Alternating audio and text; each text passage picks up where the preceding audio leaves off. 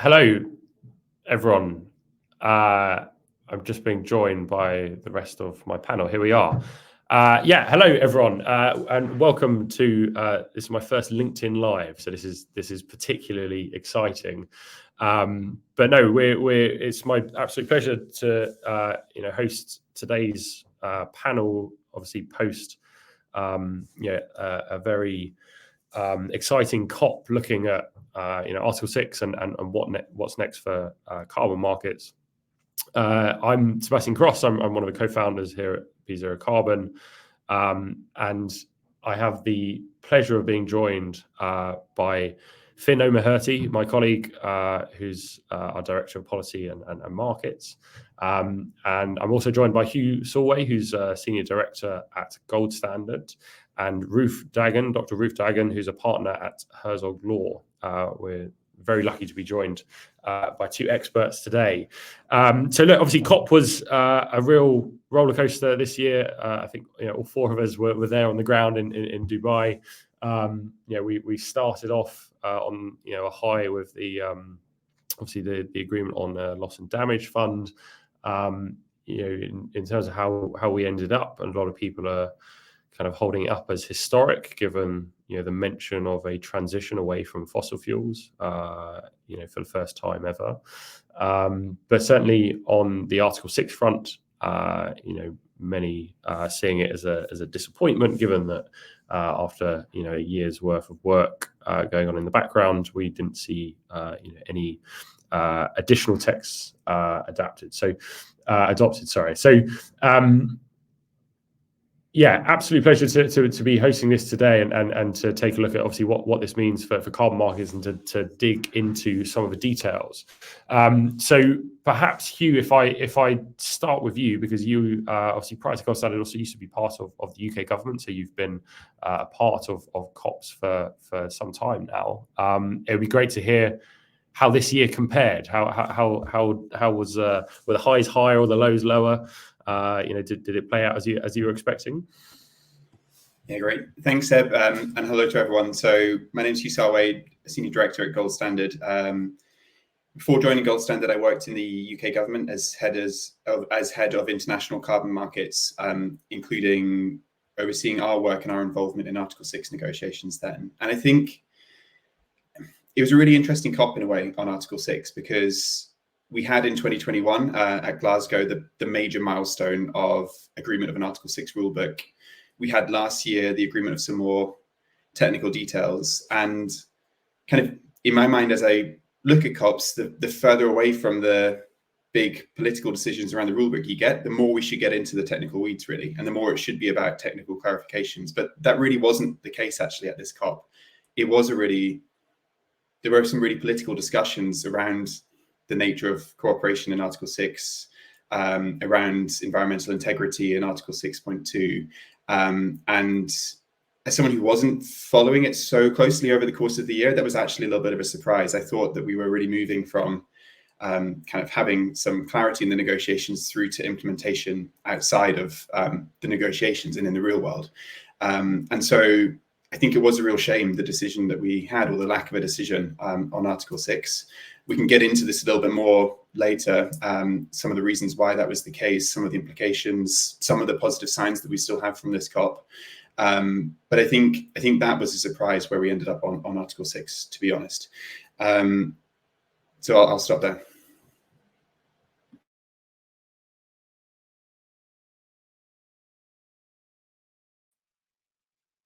You're on mute, Ted. Doesn't matter how many times you do these things, you always end up on mute.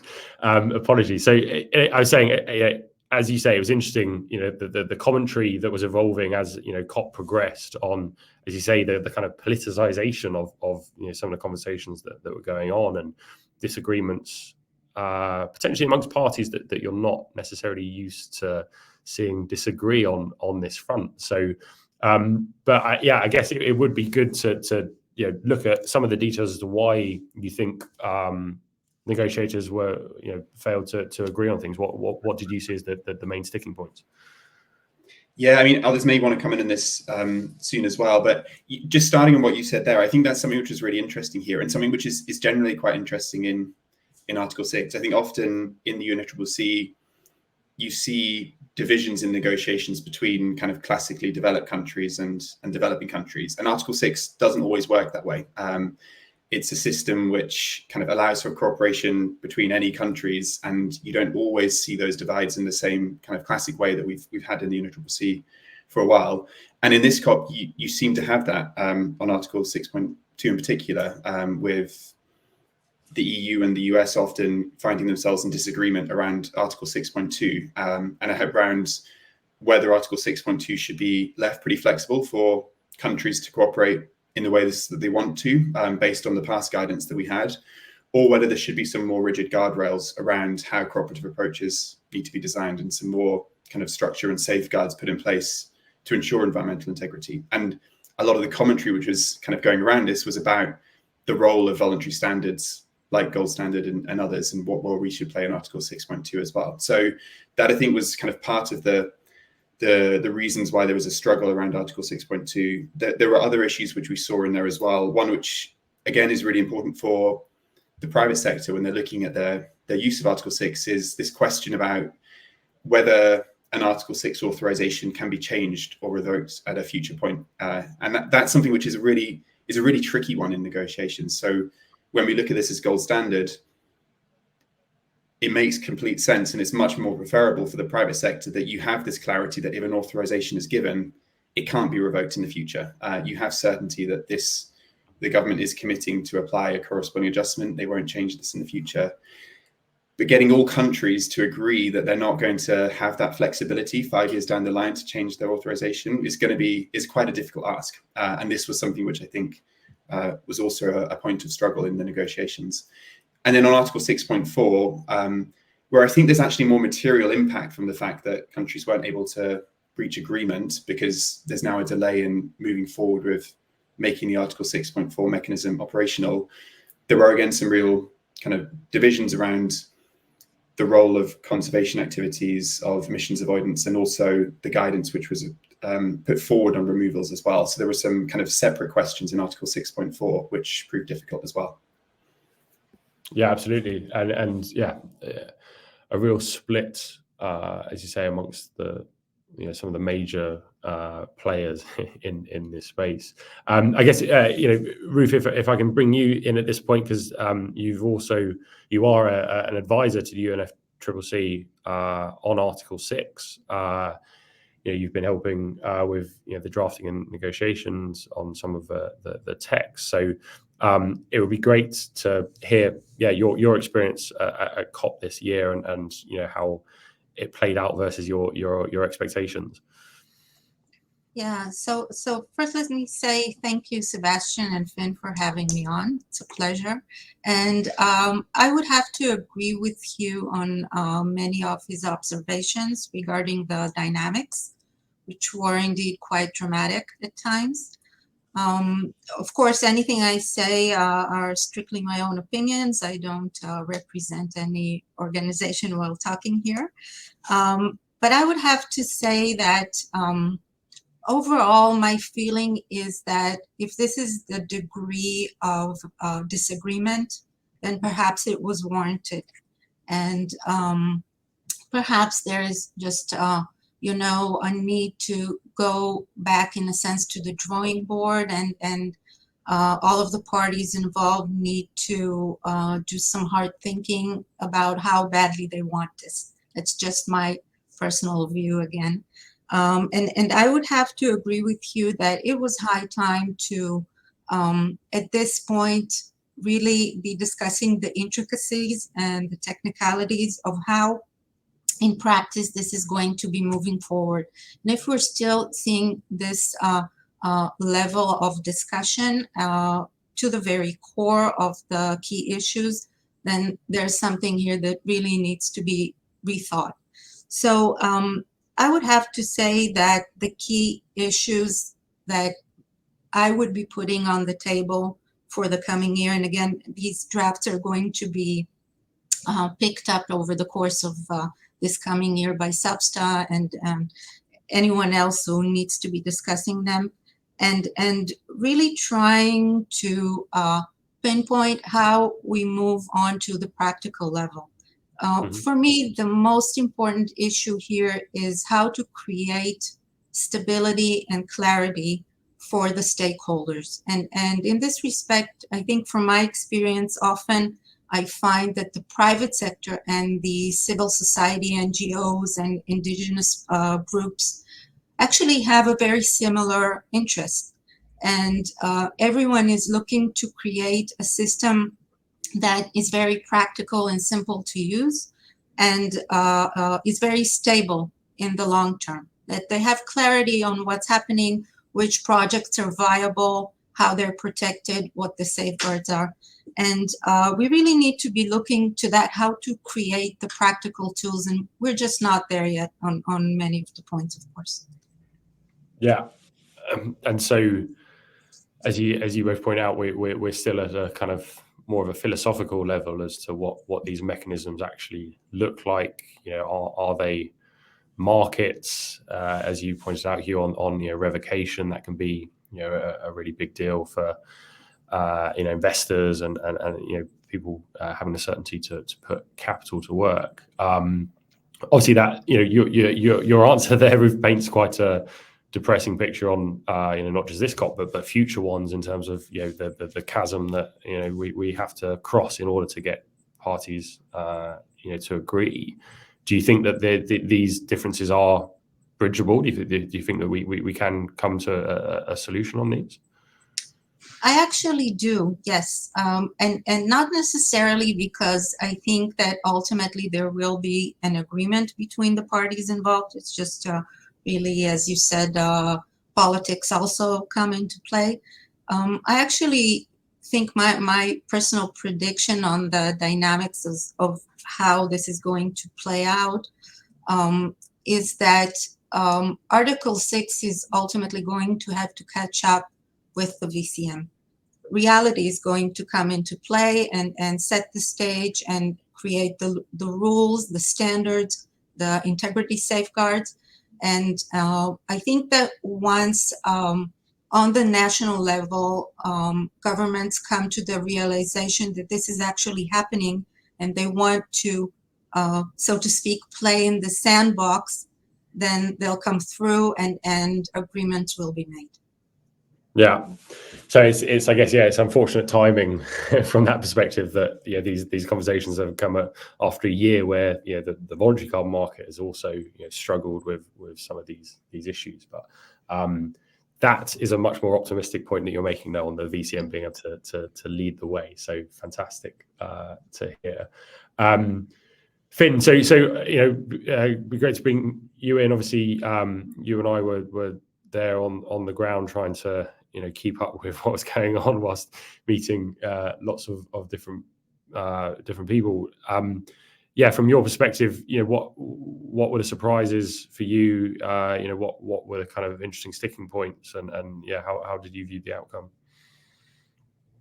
Thanks, Seb. I think Ruth and Hugh have summarized some of the key issues very well. What I would add to that is to say, Article 6 was always divisive. The Paris Agreement was signed in 2015. It took a long time to agree a broad framework on Article 6, which was done in Glasgow 2 years ago.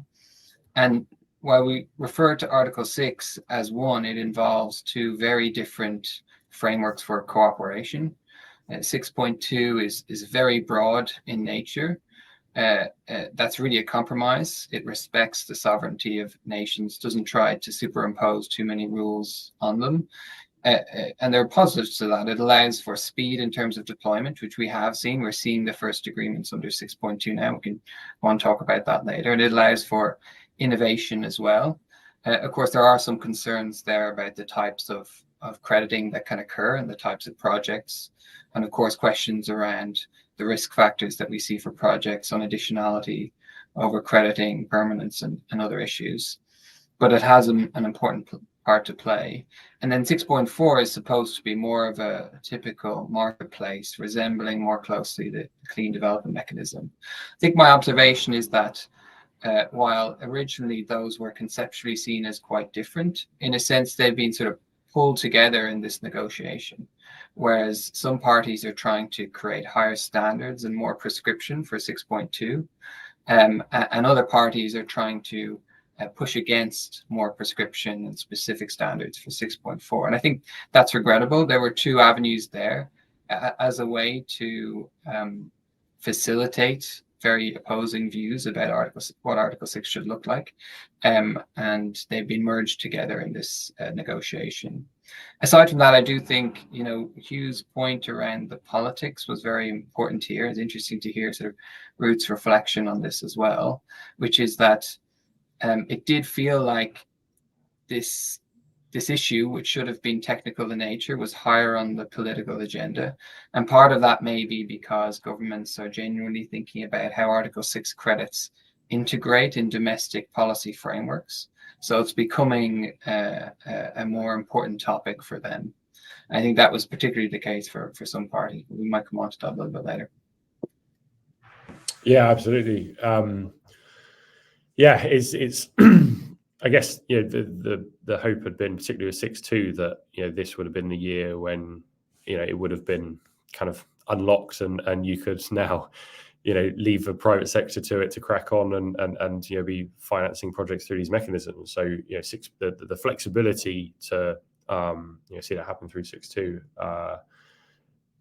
We didn't see movements this year, but that doesn't necessarily mean it can't be used, right? And so I guess it would be interesting, Hugh, to come back to you. Obviously, the 6.4 mechanism, has to be operationalized by the UN. We have to have agreed upon methodologies, etc.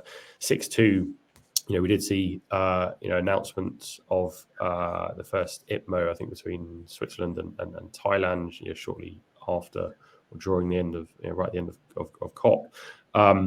It'd be great to hear, obviously, going into next year, you guys have spent a lot of time looking at corresponding adjustments off the back of Glasgow and how you treat those through the registry. It would be good to hear where those conversations are up to, how you're thinking about market development next year in light of what's happened at COP.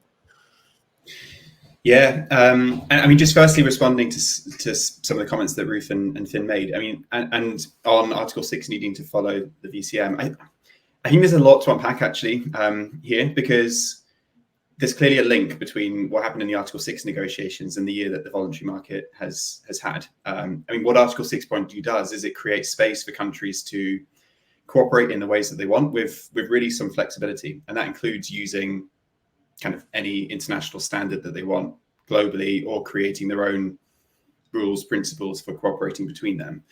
And it's clearly been a year where there's been lots of questions about integrity in kind of different projects, different project types, etc., in the market. And so in a way, it makes sense that you had countries going into this negotiation and really questioning whether we should have more guardrails in place around Article 6.2 to make sure that there aren't mistakes in how this is implemented and it does have environmental integrity. But at the same time, there's a real philosophical question about the role of international law. Is it the role at the level of the UNFCCC to be really governing what countries are doing and how they're cooperating, especially when the Paris Agreement's kind of really meant to be bottom up? It's kind of country-led in terms of how NDCs are written. It's country-led in terms of how they wish to cooperate internationally in order to help to achieve their NDCs through Article 6. And so I think that's where some of the questions were. But you can, in a way, understand where some countries were coming from and trying to put more guardrails on. I guess the question is whether that's something that kind of could and really can possibly be done in Article 6 negotiations, or whether this is something that we really need to see and we should take responsibility for as standards, but also countries when they're setting up their domestic frameworks. And kind of going into 2024, our view and understanding is that kind of with the rules which have been agreed at the last few COPs, there is enough clarity for countries to move forward in using Article 6. And we saw some really positive signs at this last COP. And I think that's one of the big changes from past COPs, that every year we're seeing more and more momentum on Article 6 implementation. So there were bilateral agreements signed between countries at this past COP. There were MOUs. We had, previous to this COP, labeled the first gold standard credits as authorized under Article 6. Vera followed suit during this COP. You mentioned the Switzerland and Thailand authorization as well. So there's quite a lot of progress which we're seeing made here. I think a real question, though, there's a couple of questions for me. Firstly is, in the absence of kind of greater safeguards in Article 6.2, how kind of rigorously are countries going to be setting up their own frameworks to make sure that we do have that bar set high for quality? Because this is really important. If there are mistakes made in how Article 6.2 cooperation works, that can have wider implications. So that's one important question. A second one is how countries respond to this failure to agree a decision at this COP. I do think that there's kind of enough in the past two decisions to move forward. Maybe there's some more clarity which is needed, but there's a real risk that countries look at this and say, well, we should probably wait till the next COP to find out what clarity we get there. And that's especially the case, I think, because there were some elements which were under discussion in Article 6.2, which would have kind of changed the way that some countries are thinking about their authorizations right now. And this kind of overhanging uncertainty isn't helpful. So I hope that we do see progress moving forward, but I think there is some risk that some countries pause, hedge their bets a little bit, and delay further, even than we are already. Yeah, and you can imagine from our perspective, as you say, the question of how you try and ensure that this is a race to the top poses some interesting questions for the role of ratings and other mechanisms in this market. So, Finn, perhaps that's just one you wanted to pick up on, because obviously there's something we've been discussing ourselves. We've been actively looking at Article 6 and the extent to which that changes the kind of ratings calculus. But yeah, the role that we might be able to play in facilitating that. For sure. I mean, this is very relevant to the discussion that happened at 6.2, because the debate was effectively around how can we ensure that projects are of higher integrity in the market, and is there a role for more prescription in the COP agreement, in the text itself, or are there other indirect ways to drive higher standards over time, such as through the review and reporting mechanism, and as Hugh rightly points out, through mechanisms that exist in the VCM. That includes greater disclosure from project developers, which we're beginning to see in the VCM, which helps lots of organizations hold these projects to account. That could be everything from rating agencies to regulators to indeed media organizations. But it also, of course, involves the continuous improvement of methodologies that gold standards and others are doing, and utilizing the latest methodologies for Article 6 projects. There are other innovations such as the ICVCM and the role they're doing on a meta standard, and indeed the coordination that accreditors are now doing to make their approach more consistent. And he might be able to talk about that later.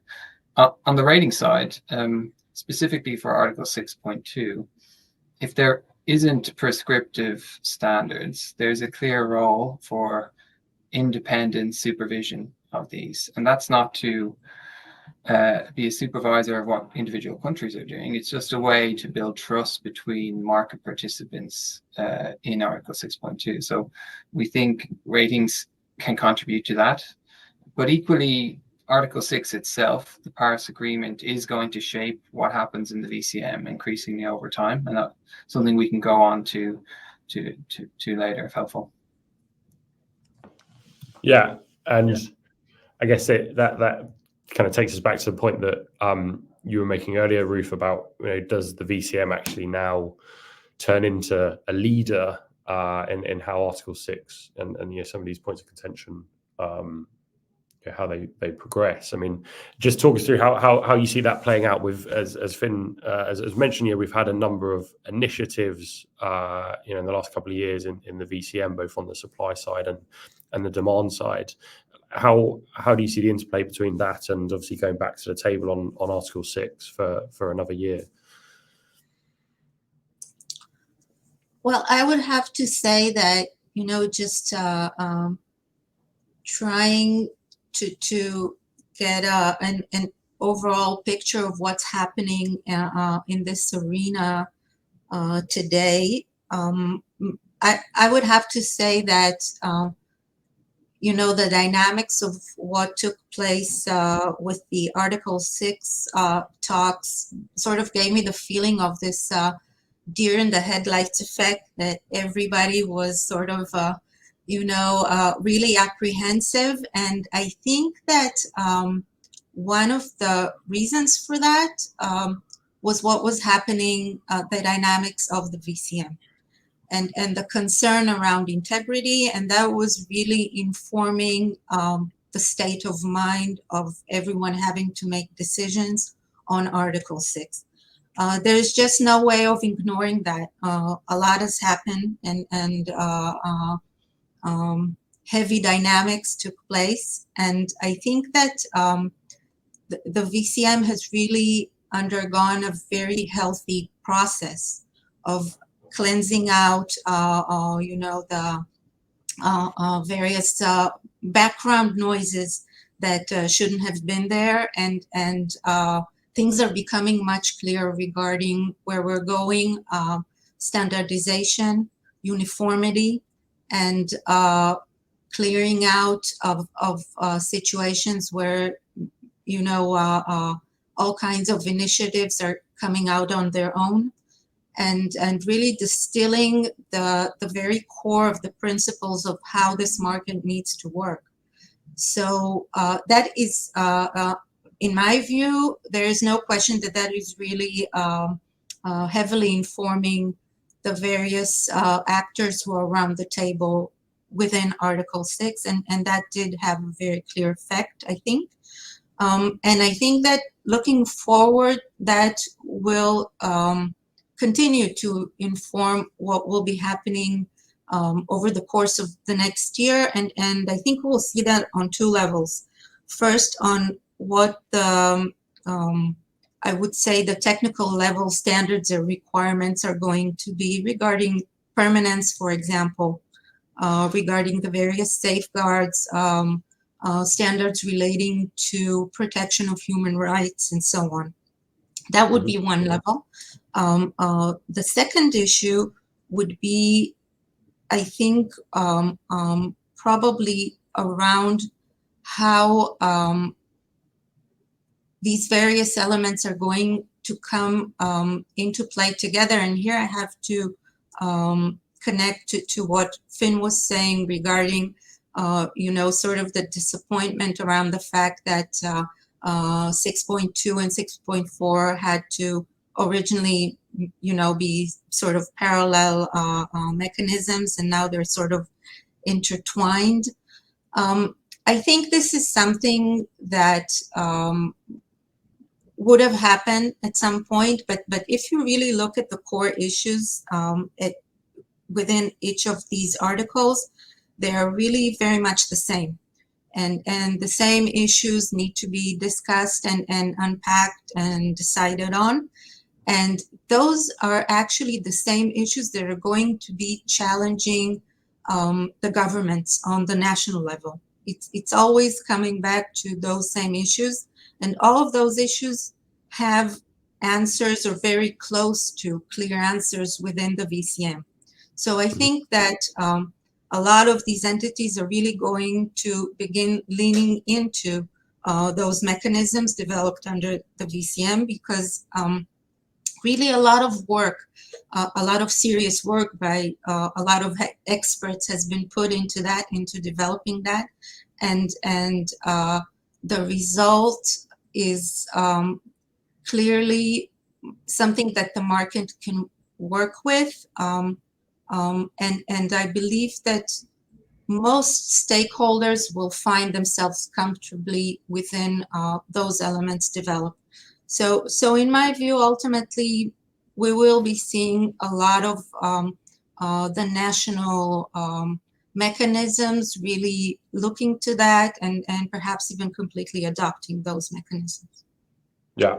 So from that perspective, the actual implication, the implementation of CCPs this year hopefully should help in seeing progression there and driving some of that. I guess the point that I'd add all the points that we've had so far is on where the market is today in terms of the technology that we have. Right, a lot of people, when they're thinking about the role that market mechanisms are playing within, broader regulatory landscape of ETSs and carbon taxes, obviously look back at the CDM and what happened back then, and the technology that we have available today, the technology that we feed into our ratings, but also that developers have on whether it's satellite imagery or the kind of Internet of Things and your ability to track get data from cook stoves or other technologies. We're a long way away from where we were 10 years ago, and so actually just the nature of all these carbon projects and activities, they are live and dynamic, and they have risks, but our ability to gather the data to actually understand those, monitor them and track them is miles away from where we were back then. And this is something that Finn and the team have written a bit about. But I guess to that point, we're having conversations about the market this year or next year, but actually a more interesting perspective to my mind is the investment one. If you're investing in projects today, you are taking a 20, 30, 40-year time horizon, right? And so you really have to have the certainty that these activities and these market mechanisms are going to be there in order to understand the risk of your investment and make a return, whatever that may look like. And so there's a point that you made earlier, Hugh, about revocation and it cropping up there. But I guess more broadly, just building that confidence and building that trust. My question there is, how do we show that there's momentum here, right? How do we show that this isn't just a kind of a step backwards and we've got to wait for another year? You were talking about some of the announcements that were happening in and around COP. Do you think that there's enough there to keep people investing the vital money that's required to see the growth in projects? Yeah, so on this question of certainty, in a way, it's not. Of course, we need to carry on speaking. We need negotiations kind of to carry on, but in a way, it's not helpful that there's another round of these every year, because there is a point where you can have further clarity, which can create some uncertainty and change things. Hopefully, that always moves in a positive way, but it doesn't always. And so it's just an interesting thing about the fact we're working in a market which is kind of governed by these annual cycles of negotiations. I think if you look away from the negotiation room, and I said this earlier, there are some really positive signs which came out of this COP, both in the announcements, but also in some of the discussions, the conversations that were happening. So we see countries who are now very serious about Article 6 implementation. A reflection of that is GGGI, the Global Green Growth Institute, launched a new fund to manage kind of ITMO purchases by our countries at the scale of $500 million. And that's kind of a significant amount, which is coming through from some of the kind of first moving purchases of carbon credits. And so there's a really positive signal there. There's a positive signal from the fact that we're seeing Article 6 implementation coming from all corners of the world, really. So South Korea, Japan, Singapore, kind of across Africa, seeing countries moving into bilateral agreements, as well as Europe as well. So we're seeing a lot of movement towards Article 6 implementation there. The discussions we had with project developers during COP, every one of them is thinking seriously about Article 6 project implementation alongside their traditional work outside of Article 6. So credits which would count towards the NDC. So there's a clear pivot which we're seeing in how project developers are thinking about their future investments, which I think is very positive.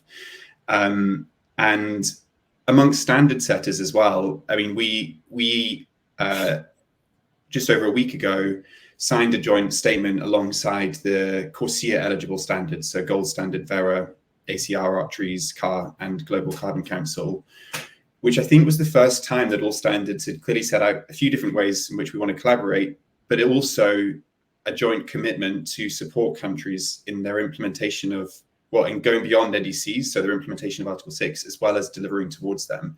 And I think there's been some disagreement kind of in the market about the role of standards kind of who typically serve the voluntary market.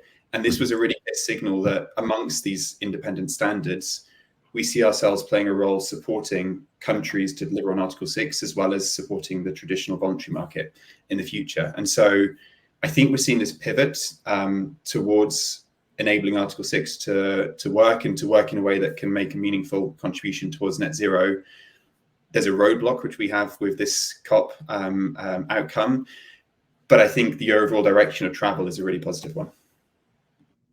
Yeah, and so bridging the gap between the market mechanisms, absolutely. So just to highlight to our audience, please do ask questions on the chat, or I think the comment function. The guys are monitoring those and sending them through. I wanted to actually take a couple of questions so far. So one interesting one here, perhaps Ruth, one for you. There was a question about whether Article 6 mechanisms could be agreed upon outside of the COP cycle. So the specific question is there a mechanism or pathway for Article 6.4 to be notified before the next COP? These things have to kind of be worked upon in the meantime, but presumably you have to wait until the UN and countries get together at COP before you can sign it off, right?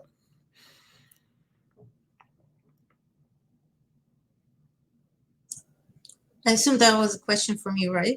Yes, sorry, it was, yes. So yeah, that is correct. Work is going to continue over the course of next year. Substa in June, in September, there's a schedule set for work on these documents that are just going to be picked up from where essentially they left off, since no actual decisions were made, and there will not be any ability to operationalize 6.4 before that takes place. On 6.2, we know, of course, that it's possible to continue on the bilateral level. Yeah. And so another question here for Hugh, actually, on the role of, obviously you guys have been doing a lot of work on MRV of projects on the platform, and also looking at how you can be using blockchain through the registry.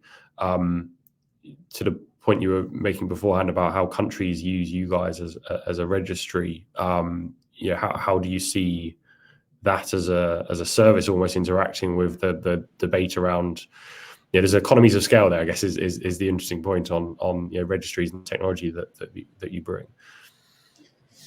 Yeah. So I mean, I think this goes to the point which you were saying earlier. There's a lot of advancements which have been made in the traditionally voluntary carbon market space over the past few years on introduction of new technologies and other things as well, which can bring a lot to how countries use Article 6. And this statement which I mentioned, which standards joined up to last week, the first principle in there was to learn from each other. And I think that's something which we want to do amongst standards who've worked in the voluntary market, but also there can be mutual learning between the work which we're doing and the work which countries want to do, whether that's in the Article 6.4 mechanism or separately in their cooperation. And also to your point about investment earlier, I mean, we really do see the standard which we have being an important enabler for countries if they're looking to use Article 6. So you can set up a cooperative approach between countries. You can design your own rules, your own MRV principles, your own processes for verification, or you can use a standard which exists already. And for that to work, you've got to trust that standard. And there's work which we always have to do to make sure we're maintaining our standard, we're keeping up levels of environmental integrity. But there are services which exist in Gold Standard elsewhere as well, which can help countries to cooperate in a way that's reduces the burden for them, but also is familiar to project developers who will be actually making the impact on the ground. Yeah. And so we've had a flood of questions come in now. So Finn, maybe one for you. To what extent is red the elephant in the room and causing concerns that led to the wish for more prescription and ultimately the disagreement? So what role did red play in the lack of agreement on Article 6? Well, I think it did play an important role directly and indirectly in the negotiations from what I observed and what I understand from secondhand sources. Of course, as Ruth made the point earlier, the intense scrutiny that the VCM has been subject to over the last year is likely to have played through to some of the negotiators in particular, and perhaps driven this discussion around increased standards, reopening some of the discussion around 6.2 in particular. In that discussion, avoided deforestation projects are amongst those that have received the largest amount of scrutiny this year. There's also, the topic of UN REDD+ mechanisms, and that is an issue which is an ongoing debate as to whether it's explicitly included or intended to be included within the Article 6 framework. Of course, resolution of that, clear guidance on that question would be particularly helpful, but it is an issue over which there is a clear disagreement at UN level. Mm-hmm. And so another question then on potential drivers of the lack of progress on Article 6. Does the panel think that stronger consensus on phasing out fossil fuels is required before we can see progress on Article 6? So as I was highlighting at the start, there was kind of a bit of a contrast in what the overall text contained from COP in regards to fossil fuels versus the lack of progress on Article 6. I guess, Ruth, do you think that the two are linked there? Do you think we need to see even more progress on the fossil fuel language before we can see any progress on Article 6? Well, I think that on a political level, this is a very heavy question that I would tend to not respond to. But on a practical level, I would say that the answer is no. I think that, being a lawyer and looking at language like transitioning away from or phasing out of, ultimately, it's a decision that if a decision is made to do something, then it'll happen, and if not, then not. And the difference, the very delicate difference between the terminologies is not what's going to tilt the scales. Mm-hmm. So to me, the answer is no, and I think there is a very clear goal here for the market, both VCM and Article 6, and this is a tool to get us to net zero. We should not lose sight of that we have a goal we are trying to reach. And this is merely a tool. It's not a goal in and of itself, the market. It needs to serve a purpose, and it's one of the tools. It can be a very effective tool if used correctly. And I don't think that necessarily any type of dramatic statements on fossil fuels should affect it. We have an incredible variety of projects in numerous jurisdictions and numerous technologies that can really bring us forward and really transition the entire economy to something entirely different. And that should be happening regardless. And whatever we are able to do in addition to that on fossil fuels, and of course it's critical, it's a primary element, but I wouldn't hold my breath on it and I wouldn't wait for it. Absolutely. Hugh, do you want to add? No, I mean, just quickly on this as well. I mean, so I agree completely with what Ruth said, but I think there is something about clearly things didn't go the way that the presidency of the COP wanted on the penultimate day. And there was a lot of work to do to turn around the global stocktake language around fossil fuels. And there's only a relatively small number of decision makers at these COPs who are trying to do things in a time-bound manner. And I think there is a link between those negotiations, I'm pretty sure, and what would have happened on Article 6, where if a lot of political tension goes one way, it doesn't go the other way. And in the Glasgow COP, there was a lot going on, but Article 6 was one of the important outcomes from that COP. And so I think it's just a real shame in the way that the process is run, that if you don't get things done on that specific day, when you're trying to finish 20 other things, you have to wait another year before you can make any progress. And this is, I remember when I worked in the government, it always felt perverse that that's the way that things run under the UNFCCC, but that's the system that we have. And it's a real shame when you kind of do have these competing priorities, which don't allow you to make progress where maybe a little bit longer would have allowed you to. Yeah, absolutely. And yeah, it's a question as to how you use your political capital, right? And I guess, there was conversations on that front. I think it was Al Gore who was proposing, should we be reviewing the requirement for unanimity to get these things through the UN. I don't know, Hugh, if you've got any views on that from your time in the process.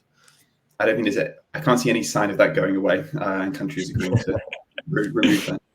Yeah, no, absolutely. So I guess just a couple more questions that we've had coming in. So on a practical level, we've kind of touched on this already, but I guess just to reiterate, so what does the breakdown of Article 6.2 negotiations mean for IPMOs at the various stages of development?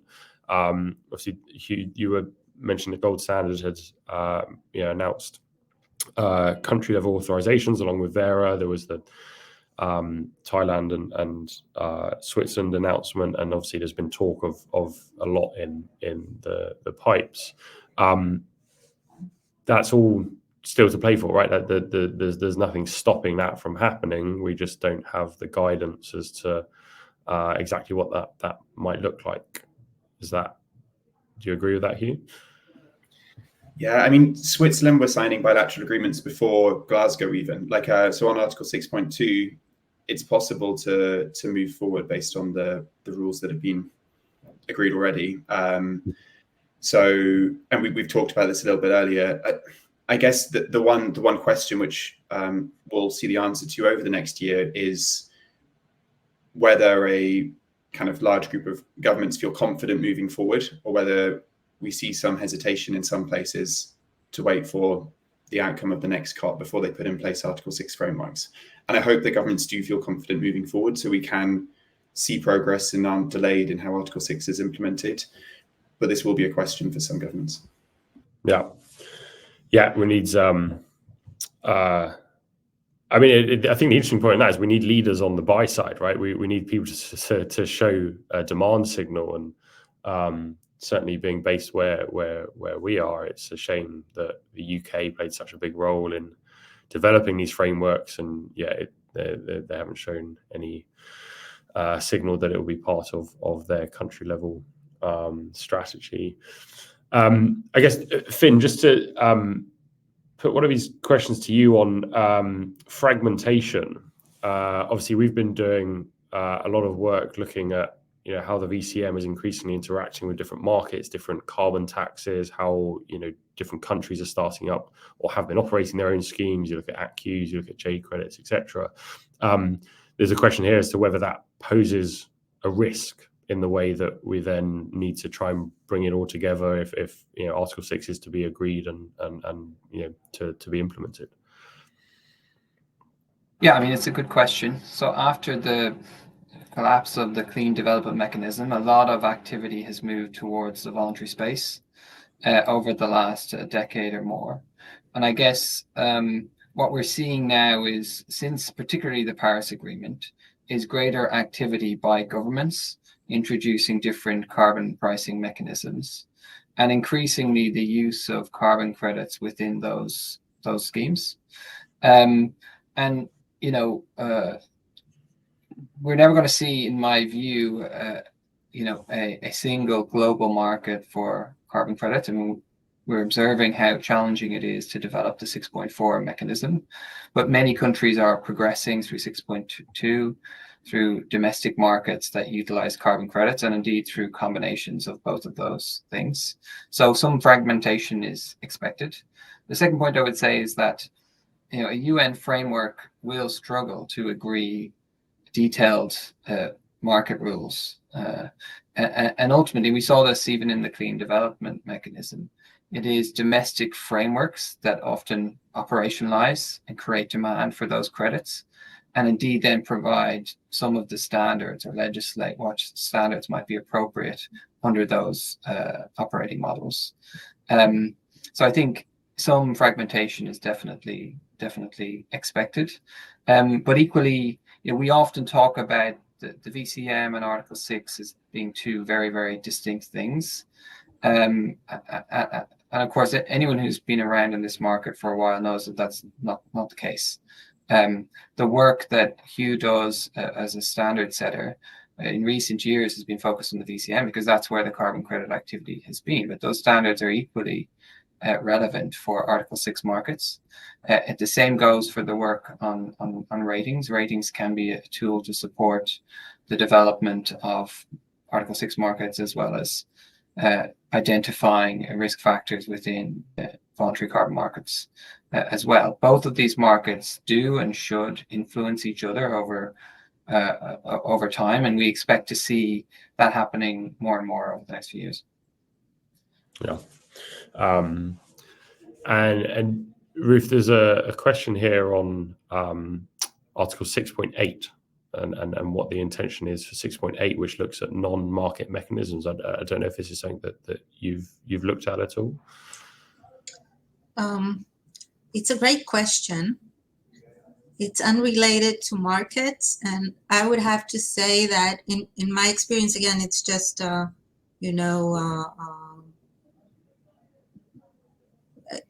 general view of this tool.